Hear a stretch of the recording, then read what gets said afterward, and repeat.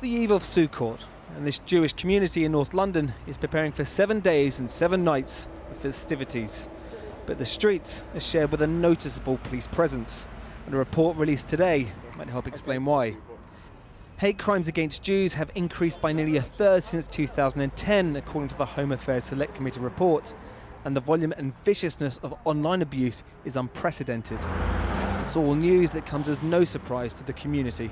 We will get calls from visibly Jewish people, whether it's in London, North Manchester, Gateshead, Leeds, other places, who tell us that on a regular basis when they walk to and from synagogue, they get abuse shouted at them by people on street corners, by people from passing cars. They may get stones or coins thrown at them. And for too many people, this is something they feel they have to put up with because it's just part of being Jewish. The report shows an 11% rise in anti-Semitic incidents in the first half of this year compared to 2015. It also shows the number of people in Britain with anti-Semitic attitudes rose by 50% in just 12 months. And as many as 1 in 20 adults in the UK could now be characterised as clearly anti-Semitic. Daniel and Theo are barely in their teens, children who say they've had vicious hate shouted at them by grown men. We were getting onto a bus and a car was driving by, and seeing as we were wearing our suits and our kippah on our head, the car slowed down and shouted, "You Jewish."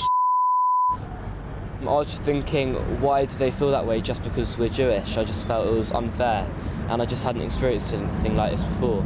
As bleak a picture as this report paints of anti-Semitism across the whole of the UK, some of the most critical lines are reserved for the Labour Party, saying there is, quote, safe space for people with vile attitudes towards the Jewish people.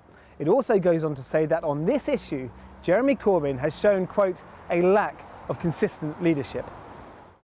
It's of a different order to criminal hate speech, but the report cites cases like Naz Shah, who was suspended by the Labour Party for anti-Semitic Facebook posts before being elected to Parliament, and Ken Livingstone, who defended her before making further inflammatory comments. He was suspended too, but Ms Shah was allowed back into the party less than 3 months later. Every political party has a problem and can and needs to do much better on tackling anti-Semitism. But let's not beat around the bush. The Labour Party has a particular problem with anti-Semitic incidents at the moment over the last year, and that's under Jeremy Corbyn's watch, I'm afraid. Jeremy Corbyn today has criticised the report for unfairly focusing on Labour. He also said that under his leadership, Labour has taken greater action against anti-Semitism than any other party.